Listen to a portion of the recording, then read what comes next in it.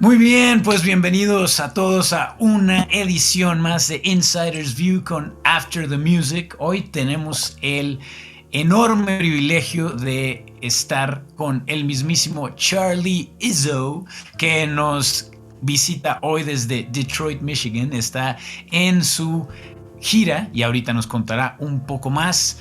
Charlie, thank you so much for joining us. Welcome to Insider's View and After the Music. How are you, man?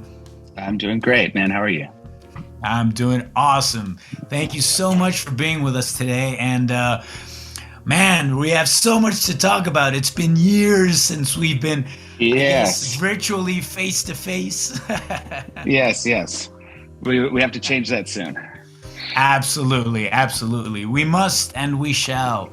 But a few minutes ago, you were telling me that you're actually on tour at the moment. You're in Detroit. Yes, I'm in Detroit on a day off. I'm currently on tour with a band called AFI. Well, A Fire Inside. Excellent. Mm-hmm. And what do you do with them? Do you do a front of house? Do you do monitors? Yes, I am their front of house engineer. Awesome. So here, I'm actually quite sure that there's some people that might be viewing this right now that might have no clue what a front of house engineer actually does or what that entails. So could you tell us a little bit about it? Yeah, so essentially when it comes to a live show, there's kind of two main audio mixing positions. One is the monitor engineer, one is the front of house engineer. The monitor engineer is kind of backstage behind the scenes, and they're controlling what each band member hears on stage because they all have their own personal mixes. And then the front of house engineer is kind of the one that you see in the middle of the room behind the console that is mixing what the crowd hears. Awesome. So then if the crowd loves the show, props to the front of house guy. Yeah, hopefully they do. Awesome. And how long have you been with these guys exactly, with AFI? This is it. This is the only tour I've done with them. It's just a month long. We had some mutual friends. They needed an engineer, so I've always liked their music and decided to come out and just have a little fun with them for a month. Very cool. Yeah. I think you kind of segued very well into the following questions, because you said a friend of yours kind of referred you or recommended you, I guess. Right. Yeah. How often does that happen in this business? Like, literally, does the next gig come from that? I would, in my position, I mean, I've been in the industry for about 20 years now. So it is about 90% of the jobs that come my way are just say, hey man, what are you doing? Are you free these days? Would you like to come work for this artist? Well, that sounds pretty good. So, I mean, that definitely must entail that obviously you have to be good at what you do, but along with that comes the fact a lot of networking. Yeah, a lot of networking and being someone who it's easy to work with, you know? Like your personality, 100%. Your attitude. Yeah, I would say honestly, especially when it comes to touring, because you know you have to live with these people on the road, and it's a delicate ecosystem out here. I would say it's a good 60-40, almost 60% your personality and 40% your talents. No doubt. And how I mean, I would say that maybe I was there when you were just starting out. You definitely were, 100%. So how did this all begin? I mean, I remember you were working at House of Blues, sometimes doing house, sometimes doing monitors. Did that have a lot to do with you actually branching out and getting your first tour and all that stuff? 100%. I left college. I was going to school for computer science, which had nothing to do with music. It didn't work out. And I moved to Florida and was very fortunate enough to get the job at House of Blues just as a stagehand. And then I expressed an interest in going that audio road, and the older engineers there kind of showed me the ropes and would let me start kind of mixing opening bands, or I'd come in on my days off to mix, little tiny things just to kind of get behind a console. And then, from there, I got a job working for Disney and mixed some stuff for them. They sent me to some audio classes and stuff like that. And then had friends that were touring and just kind of jumped in and started from there. Man, that is awesome. That is awesome. Yeah. And as far as the House of Blues gig, how did you just literally go there one day and apply for a job, or were you recommended, or did someone? I was recommended. My sister kind of knew an engineer that worked there, and my stepfather kind of knew somebody that worked there. So I went in. I had played in bands, when I was younger, and kind of had somewhat of a clue as to how things worked. A very loose clue. I really didn't know a lot. And then the production manager, essentially, he told me, he was like, I'll give you a month to figure it out. He's like, if you can kind of figure it out in a month, I'll keep you around. And if not, then I'll fire you. So that's fair enough. It worked out. Turns out I did figure it out. Yes. Spoiler alert. Yeah. Well, yeah, but I mean, you said it earlier that you would come in your days off, like you had to. Yeah. You had to time. 100%. I immersed myself in everything. I would just read audio magazines and stuff, even though I didn't at that time know what they were talking about, just to kind of learn the tools and the ideas and concepts behind everything. Yeah, no doubt. And how has it been? I mean, pretty much once you started touring, have you just not stopped? I've not stopped. Yeah, no, that's it was like the first couple tours I did, I would meet people on the road, and that's kind of how it started. And, people liked my mixes. They liked what I was doing. They're like, man, you made this really bad room sound really good. Would you be interested in coming to work for us? And then that was early on. It was like a lot of emo bands and stuff back then. It was kind of how I got started in the whole thing. Man, that is awesome. And let's do a little name dropping. Who have you been working with throughout all these years? There's a lot. A lot. This year, I've primarily been with Halsey. She's been my main focus this year, but outside of that, I also did Dashboard Confessional this year. AFI, a little Portugal the Man, and I'll be doing Blink-182 next year. Oh, wow. So that means you might actually come to Mexico then. I will be, yeah. We'll talk after. I'll be there in March. We're going to hang out. Yes. Yeah. Very cool. Yeah. Before that, though, I've done pretty much every genre. I did, in hip-hop, I did Childish Gambino and Logic and A$AP Rocky. Rock, I've done The Naked and Famous, M83, I don't know, Frank Ocean. There's a lot out there. Yeah. But that's so cool. I mean, it's so interesting to see that from an engineer's point of view, and then from a fan or an artist's point of view. It's like they just can't believe that you've worked with all these people, and you're like, well, yeah. I mean, it's a show, it's a concert. There's interest. I have to make it sound good. Exactly. Yeah. And I appreciate kind of every genre and all forms and everything. And yeah, I kind of listen to everything, so it helps me be a versatile engineer in that way. There you go. I mean, that's actually another question I wanted to ask. How I mean, and you pretty much just answered it. Like, how has that expanded your work as far as not being just focused on one single genre? I only mix metal, I only mix rock, I only mix hip hop. That's pretty much I guess you would not recommend that, right? No, I would, unless you want to be hyper focused and you have zero interest in doing anything other than metal is a good genre for that, because I feel some guys are just, that's what I do. Yeah. But I also work for a lot of artists that kind of cross the boundaries. And, you know, Halsey's a good example. She's, you know, primarily known as, you know, a pop singer, but our show is actually pretty rocking, pretty heavy. Like you'd almost think that you're at an industrial show or something. Oh, because wow. she crosses those boundaries, and it helps that I also know all of those boundaries and know how to mix up both sides of the coin. And as far as as soon as you started touring, have you been mainly a front of house guy?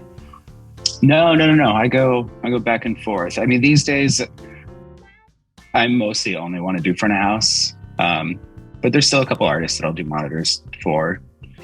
But my career has been, you know, probably a solid 50-50 down the middle of front of house and monitors. Yeah. Very cool. Very, very cool. And as far as the touring, have you done a lot of international touring or mainly national? I mean, I'm going somewhere with this. That's why. Yeah. A lot of international. I think I've been to around 58 different countries now. Wow, that is amazing. That is so cool. Yeah. And being the engineer, how much do you actually get to enjoy those other countries, or is it just sound check show, that's it? No, it depends on the artist, it depends on the tour, it depends on a lot of different things. I've been on tours. I've done a show. A good example is one time I had to fly to Singapore from Florida. I flew there. I was in Singapore for 12 hours and then flew back to Florida. Yeah, that happens, which is brutal. And sometimes it's just like show. You see absolutely nothing. But then there's times I was just in Europe for about 3 weeks and I did 4 shows. And the rest of the time I was just exploring and enjoying everything. Yeah. Very cool. Very, very cool. And how does the protocol work? I mean, you as the front, specifically as a front of house engineer, who do you have to, what's the actual chain of command? Like, who do you speak to make sure you have all the technical information? Are you there since load in? Do you only show up until sound check? Like, how do you usually do it? Because I mean, I know there's certain things that are just standard, but a lot of the time, sometimes some things work especially well because of how that engineer does it specifically. Right. See, that's all, it all varies by the size of the tour. There's some tours that I do that are smaller, you know, just like a bus and a trailer behind it. I'll be there from the moment the trailer opens, helping load the gear in, get everything in, get everything set up, probably working on the house club system, whatever, and working with their local sound engineer to get it going. And then I'm there, you know, I'm there all day and really making sure everything happens. On a bigger tour, you know, I have a production manager and a systems engineer that I trust. So, and a stage manager, and they get everything in the building. And I'll come in about 4 hours after they've done all of that, and I'll help my systems engineer get my console set up. But then him and I have to have a good relationship because he's in control of what the PA sounds like. And I just come in and listen to the work he's done, and then I start mixing on it for sound check, and then that's it.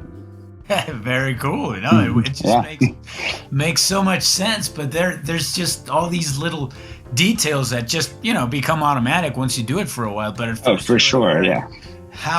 Who do I talk to? Who said there was an era of faking it till you make it, where I was like, I guess I'll show up and hope that things are cool, you know. But now I'm much more dialed and just very like, you know, I work with my production manager and we look ahead at things, and you know, I know red flags and things like that to the fore and know exactly what I need to have a system that's going to produce the show that I, you know, want to ultimately produce. And is the production manager the one person who gets all the info, like all the tech writers, and does she just share that information with you, and then you're like, all right, I can work with that? Or how does it work exactly? Yeah, 100. That's it. That's 100% it. They'll, you know, if it's a club thing with a system that's already installed, they'll reach out to the house production manager. They'll get all the info and they'll relay it out to the various, you know, departments, lighting department, audio department, making sure the green room and everything is kosher. all that good stuff. On bigger tours, we're carrying everything. So it's them making sure that the rigging points can, withstand the weight of the PA and the lighting trusses and whatever other various production pieces we have and stuff like that. And then they relay everything back out to us. And that's actually where I was going when I was actually asking about international touring. Have you had that situation where just as far as technology is concerned, they just didn't have the muscle? They weren't ready for what you guys were used to? I've had that in, a couple third world countries where it can be challenging and you just have to be patient. You advance it the best you can. You go in with low expectations because, it is what it is. Some countries are poor. You can't expect them to have the same standards that we have, the same safety concerns that we have, and they don't have OSHA in a lot of countries, things like that. And it's challenging, it is, but you just have to learn to roll with it and be proactive and solving problems and not complaining about them, Yeah, I can imagine, because I mean, where does that get you? just right. No matter, the reality is you're gonna do the show, so exactly. Just do the best you can with what you're given. Very, very cool. That's awesome. And as far as when you're doing monitors, same deal, pretty much. I mean, as far as all the protocols, all the communication, how closely do you work with the front of house guy? Or when you're the front of house guy, how closely do you work with the monitor engineer? As far as, starting with sound check, for example, is it better if both of you are there to test everything out? Yeah, you both have to be there. So the way a typical sound check works is you start with a line check before the artist gets to the stage with the backline techs and both engineers present. And then you just go through each line and make sure that it sounds good coming out of the PA. It sounds good going to your monitors, your wedges, whatever you need to do. You take that time to make sure each input A works, like the lines work. There's no issues with anything. Everything sounds good. You go through the entire input list, and then you're ready for the artist to come to stage. And then you're both present. You're both ready to work together to get the best experience. Because, some front of house, it affects monitors a lot and what the artist is feeling on stage and experiencing. So the front of house engineer and the monitor engineer have to have a good relationship working with each other. Absolutely. I mean, I remember at one point, I've done monitors maybe like 5 times in my life, but when in one of those shows, I remember the artist, for some reason, they were just against the idea of testing both at the same time. They were like, all right, monitor engineer, leave for a second. We're going to test out front of house, and then vice versa. It had just made no sense. Very bizarre. That does not make any. That is a good lesson in how to have a bad show. Exactly. That's exactly what happened. Right. Of course. Because I mean, during sound check, I was like, all right, I was being as diplomatic as I possibly could. Right. Yeah, of course. Yeah. I recommend that both of us are here. Let's try it with both of us sounding at the same time. Then we'll mute both and see if you're just getting like the bouncing. What you're hearing is just of course. The front of house, or is it actually coming from monitors? And it just, they were just against the idea, and obviously it was not a good show.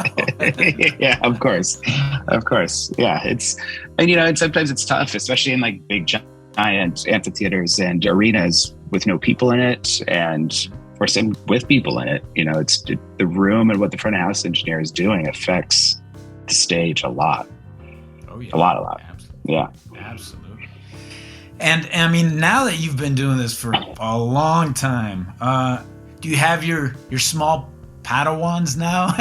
Are you someone's mentor? Yeah, there's run into people that you've actually recommended now, and you're like, oh, these little grasshoppers, it's my turn. 100%.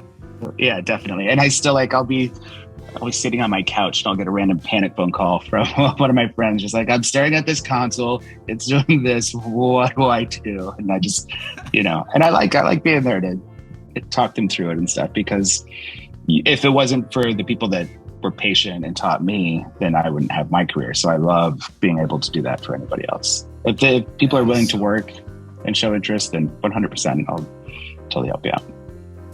And do you have a or several people that you could literally just point out that these guys were my mentors? I mean, these guys were pivotal in as far as my career is concerned. Oh, especially early on. Yeah, I remember Barry was an engineer at the House of Blues. He took me under his wing and taught me a lot. And then Al Ostrike over at Disney really took me. I mean, he would sit and explain reverb parameters for 2 hours with me, things like that, and like really focused my attention on becoming better than just a guy that could gain up a channel and push a fader up. Exactly. So you actually became an engineer, not just a sound guy. yeah, exactly.